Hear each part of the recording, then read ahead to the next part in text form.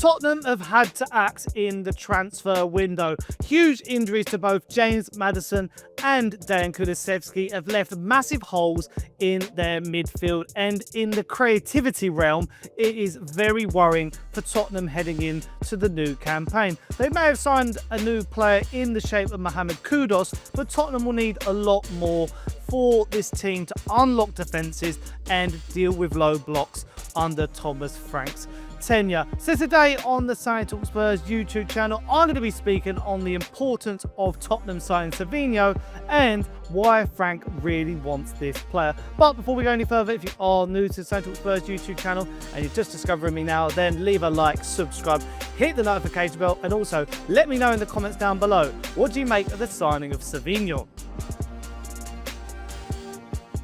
Now, obviously, this massive news broke in the last 48 hours that Tottenham are set to sign Savinho from Manchester City. And it's a quite exciting signing, in my opinion. At first, I was a bit apprehensive. I was like, oh, actually, has this player done a lot in his first campaign at Manchester City? And if he is so good, why do they want to get rid of him? Because you think if they see some potential in him, if they think the player can go on to the next level under Pep Guardiola and win titles in Champions League, etc. Why aren't they keeping him? Why aren't they selling, say, a Jeremy Doku? Well, rumours have come out that City are also looking to sign Rodrigo from Real Madrid, and I'm not even going to lie, he's obviously a massive upgrade. And if City sign him, it means Arsenal don't get him either. So that's perfect for everyone involved. But going back to Savinho, the old Brazilian signing that we're looking at today, I'm just going to debunk some of the, I've seen a lot of mixed opinions. I've seen a lot of negative. I've seen a lot of positive. But I'm going to come from it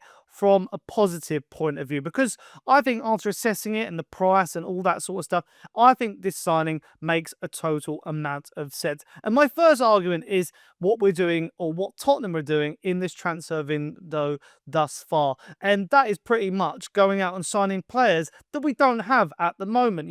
I'd say a transfer window, when you look at it, you go out and you add to what you already have, or you try and improve in areas that you don't have, or sign players that you don't have the profile of. And I think that's what Tottenham have done so far. They've obviously made a few signings, such as Tell and Danzo from last year, and we saw Danzo is a versatile defender who's quick and pacey, and is quite strong in the back line. Tell is a versatile winger who can play through the middle, quite raw at this stage, you could say. But the other players that we signed, Takai is a good ball-playing centre-back who has got tons of potential, and I really like the idea of him coming into this back line and being really good passing-wise. Pellegrini has been signed. He's not a midfielder that we have in that profile at the club, someone who's going to cover a lot of ground, do a lot of tackling, break up the play, win his duels, quick passing to our attackers, and then they will break the lines. Mohamed Kudus, very similar. He's a deep dribbler. He has got so many progressive carries, and he is also one who will be used with creativity this season.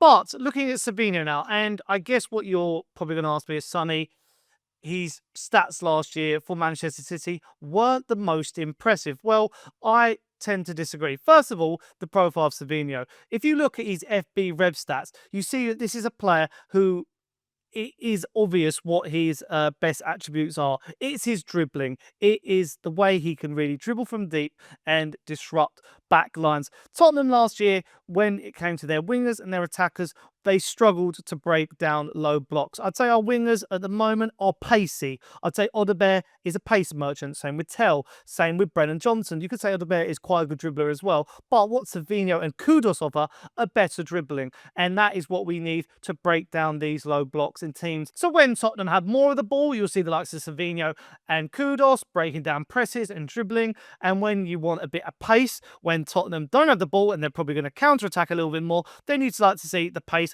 of Johnson, and as well as Tell and wingers of that sort of ilk. But what I'd like to say as well when it comes to Savinho is he has an attribute that no Tottenham winger has at the moment. But before we go any further, a majority of you watching this right now are not subscribed to the Saint Spurs YouTube channel. What are you doing? We're on the eve of the new season and you're not subscribed to my channel. What the hell?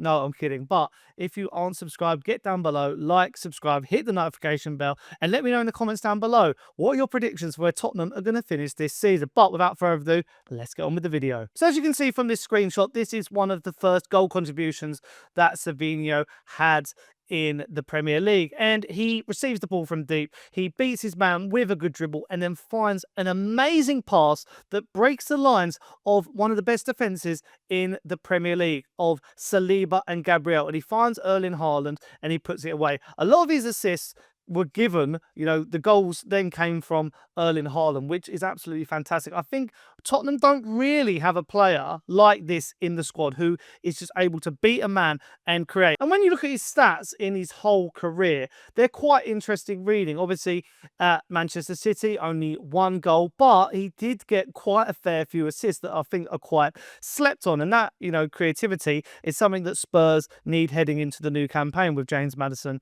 and also no Dan Kulusevski for a few months. And then also you look at his average position, and he can play anywhere across that front three. A lot of people say he's a right winger, and that's where he was played under Pep Guardiola at Manchester City, but I think he can play on the left as well and through the middle if you look at his average positions as well. His better goal contributions actually came from the left-hand side when he was obviously playing for Troyes and as well as Girona. So I feel like that is quite an interesting read when you actually look into it. And also, as I say, Tottenham as a club don't have a winger quite like this, because if you look at this graph where people are comparing him to Brennan Johnson, and I think people are using this graph wrong. A lot of people are suggesting that, Brennan Johnson is not maybe as good enough in certain attributes, but this is a positive. Where Johnson is good and where he lacks, Savinho is the opposite. He's good at this side of the game and lacks in other parts. So what it means is in different game states, like I've suggested earlier on in the video, we have different wingers who can play for different game states, and I think that is so important. And what you see is a lot of his goals, especially say like the goals, the assists for Erling Haaland, like this one on the screen across from deep, he was able to get the cross in, and who's at the back post? Erling Haaland. Who gets at the back post with us on the right wing? Brennan Johnson. So it makes total sense that this is the style of play that Thomas Frank wants to see. And I know a lot of you will be saying, well, Sonny, do we then need to go out and sign a 10 as well, or have we got enough? Well, I wouldn't mind us if we went and signed Nico, who I did a video on recently. If you haven't seen that, go and see that. Or maybe El Khannouss, because I think, he also has the attributes to play in that area as well. But we've got to be quick and we've got to really get those deals done. But if we don't say sign any of them or an Eze, I think we still have enough to be quite competitive in the Premier League with this sort of roster and squad at our disposal. I just think that Savinho is quite an exciting signing. I just feel like he still has a whole lot of potential. Tottenham haven't signed a player like this in a while. Someone who has got a bit of Premier League experience at a really good age, at the age of 21, who has still got the whole of his career ahead of him. And I feel like at Manchester City, where Pep Guardiola rotates a lot, they've now got loads of different, attackers in Ryan Cherky, Mamouche, Doku, Foden's coming back to take the mantle from Kevin De Bruyne. I feel like this is the right time for Savinho to make this move and really, set the Premier League alight with what he can do. And, I even saw a video which maybe sort of question, I've seen a lot of people in my comments say about whether Tottenham should have signed Jack Grealish. Obviously, he's headed in to Everton over Savinho, but I think Savinho is the better option. So I disagree in this video with what Ray Parlour had to say. Okay, 9:31 on Monday, August the 11th. This is TalkSport Breakfast. Ali and Ray have been with you for 3.5 hours. We're in the home straight, my old son. Quick one. Here we go. Tottenham Hotspurs have approached Manchester City about signing Savinho, with talks underway between the two Champions League clubs. Ray, do you think that would be exactly what Spurs need? Well, they need bodies, Spurs. I'm sure that the Gibbs-White, they'd be disappointed at Gibbs-White, because he would have been a great signing. I think at the time, he's always on the ball. He's so he makes things happen. It's great news for Forest. Oh, it's brilliant news for Forest. Brilliant news Absolutely for Forest. Fantastic for Forest that they keep him. So Spurs have got the money. They've got money to spend. But they've just got to get the right areas now. With Maddison's a massive blow as well. Oh, it's a blow. I feel so sorry for him, because it was a big season for him as well. Great lad, great player. Yeah, absolutely. I'm gutted for him. Absolutely gutted. Again, here's one for you, just to upset Everton fans. Would Jack be more suited going to Tottenham? That should be on their radar. Definitely, he's a sort of player who can play in that number 10 role. I will put Jack Grealish. I think for me, he'd be number 10 for me, just behind the front. You can play him off the left, we know that, but I think you want to get him. You want to get him involved in everything, don't you? Do you know what I think? The one thing about Jack, obviously playing off the left-hand side, see the one thing he gets you free kicks. He takes it in, it's tight, the ball's fight. Yeah. I think if you play him in that central area, the amount of dangerous free kicks he'd win as well. Absolutely. And he'd create, do you know what I mean?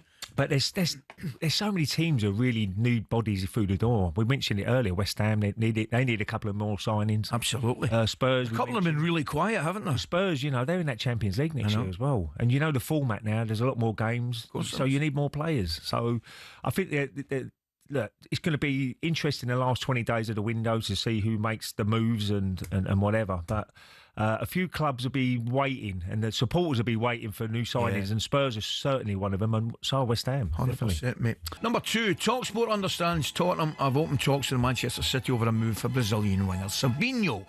The player is open to a move, but City do not want to sell and would demand north of 50 million. As it stands, Ray, having missed out in Gibbs-White and made no progress with Eze, has Tottenham's summer been a failure thus far? Yay or nay?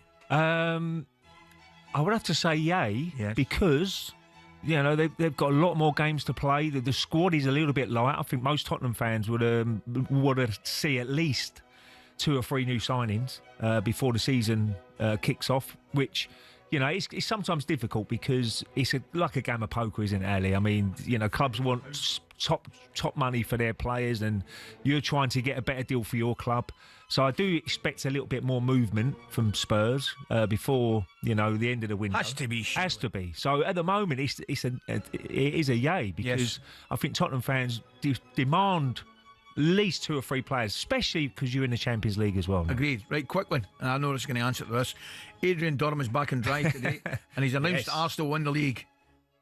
Do you agree? Is that a year or nay? I'm going yay. I'm always optimistic anyway, Ali. I said they win it last year, so But I think they've got that striker now. He scored a really good goal the other day on the weekend. He will get lots of opportunities. And I think it could be to see. They've got to learn from their mistakes of the last couple of seasons. They need to be a little bit more luckier in injury-wise, because they did have so many injuries last year. I don't know why, but they did. Key players out for key periods of the season, Saka especially. So if they can get that a little bit better, the injury record, then I think they've got an excellent chance, definitely. But let me know in the comments down below, what do you make of Savinho? Do you think he's a good sign for Tottenham Hotspur, or do you think we should have signed someone else? And do you think we need to sign anyone else on top of this? Let me know those in the comments down below. But if you have enjoyed, leave a like, subscribe, hit the notification bell, and until next time, up the Spurs. I'll see you guys pretty soon. Ciao.